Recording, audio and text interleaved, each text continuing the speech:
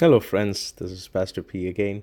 I just wanted to share some random thoughts from the passage of where Elijah was sent to the widow of Zarephath. Now, for Ahab, Elijah is the problem maker. For Israel, he's probably the reason for their hardships. But for the widow, he was her salvation. See, there may be people beyond your present horizon who need what God has placed in you and will appreciate it for what it is worth. So do not limit yourself to the present circle that you're in. If God is calling you to step out beyond where you've ever been before, I want to encourage you today that if God is telling you to leave the premises, or rather the national border of Israel, and move to Tyre. It may be an enemy city. It may be a place where there is a stronghold of the enemy. It may seem like you are comfortably placed in the land of promise, and now God is telling you to move into a place where there's hardship and where the enemy seems to be strong. But let me tell you, what is in you will be appreciated. What is on you will be thanked for when you begin obeying that and stepping out beyond what you are looking at right now. Elijah, let me tell you, the reason you don't have a sponsor, the reason you don't have a proper paycheck, or you don't even have another prophet to talk to, or even pray with you, even when there are 7,000 of them huddled up, waiting for Obadiah to provide, is because God has called you to be the epitome of what one man can accomplish with God alone. Moses had family. Jethro had and siblings and assistants. See, Samuel, Joshua, David, Gideon, all of them at least had someone to mentor them or someone to walk with them. More than likely, at least someone to share their pain with. Elijah had no one. But you know what? Centuries later, no one took on the garb of Moses or Samuel, but a lone man in the wilderness, centuries later, stands wearing Elijah's signature attire, crying out, "Prepare the way of the Lord." The herald of the King of Kings didn't come in the spirit and the power of Moses or the spirit and the power of Samuel or Joshua or Abraham. It was in the spirit and the power of Elijah. When you stand out from among the called out, not because you want to, but because you are standing out from the company of those who were willing to settle for the food and the provisions of Obadiah with low risk problems. That's exactly how John would not settle for a ministry in the temple that had fed his fathers for generations, but would stand out from there, would give up all those provisions just to accomplish what God wants, a people ready for God. Let me tell you, there is a reason you don't have anyone to pray with you, but that doesn't mean they're all wicked or that they don't have a ministry. It's just that they don't have the ministry you are called to.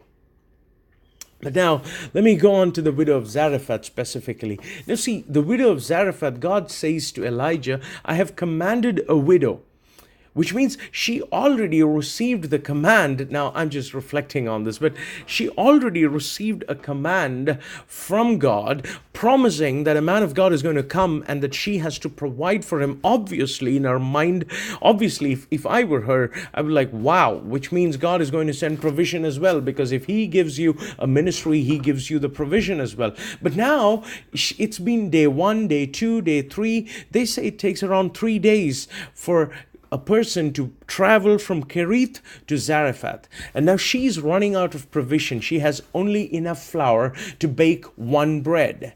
And now she's running out of provision to do what she was commanded to do by God.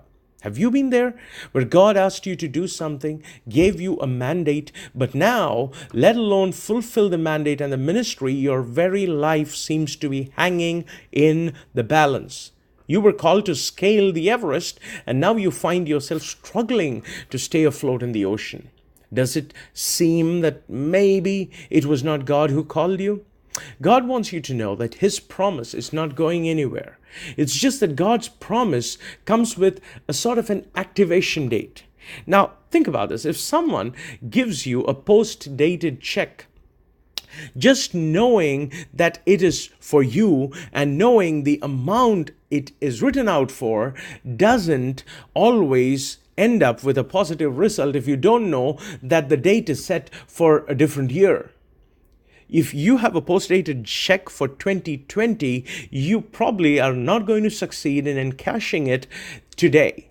What I'm trying to tell you is sometimes God's promises are post-dated, and the tough time we have trying to wrap our minds around why we did not receive a miracle is because we don't understand that it is post-dated. And so at times we look at it, we try, we wait for a bit, and then we let it go. It's like, checking a winning lottery number on a wrong day and then getting upset because that number isn't there and then throwing away the ticket. I want to tell you that when God makes you wait, and if you are willing to do that, see, she waited 3 days. And the provision that God opened up lasted for more than 3 years. When God makes you wait, He knows exactly what He's doing. The promises He made to you, the command He has given you, the mandate that He has imparted to you is not going anywhere. Only realize that there is a time. And if you and I are willing to wait that out. Remember, I was sharing this the other day in my church. In Luke chapter 8, in the parable of the sower, normally we are used to the numbers of some yielded 30, some 60, and some 100 as far as the good soil is concerned. The sower goes out to sow. Some fall by the wayside, some fall among thorns, some fall on rocky soil, and some fall among good soil. Now, the good soil itself is categorized into three in our minds. Some yielding 30, some yielding 60, and some yielding 100-fold. But Luke chapter 8 clearly shows us that in Luke's version, he's saying the good soil gave 100-fold. There is no 30 nor 60. I was like, that's interesting. Well, let me tell you, this is one addition that Luke makes in his interpretation. When Jesus is giving the interpretation in Luke's narrative, he's saying the good soil are those who, with a good heart, they're waiting, patiently bringing forth the fruit. At times, patience matters. At times, waiting matters. I don't know why. I want to tell some of you, both Elijah and the woman of Zarephath, the widow of Zarephath, waited for 3 days for her promise. Elijah waited for over 3.5 years before he could step onto Carmel. There is a time that God has appointed for you. What you're going through is no indicator of whether the promise will come or not, because what you go through in your present cannot tell you what will happen in the future. The only thing that will assure you of what is going to happen is what God told you when you started off. Never doubt what God told you in the light when you are in the dark. I'll repeat, never doubt in the dark what God told you in the light. So God bless you, and be encouraged that the times that you are waiting are far lesser compared to the times that His provision and His blessing will bring to you. And it's the same thing with our earthly life. Paul says, these small sorrows are working a great glory for me. We suffer on earth at times. We wonder, why are we suffering? But that small period in our life on earth that we suffer is working for us a far greater glory in eternity that can never fade and that will never end. So let me encourage you. God bless you. Thank you for listening in.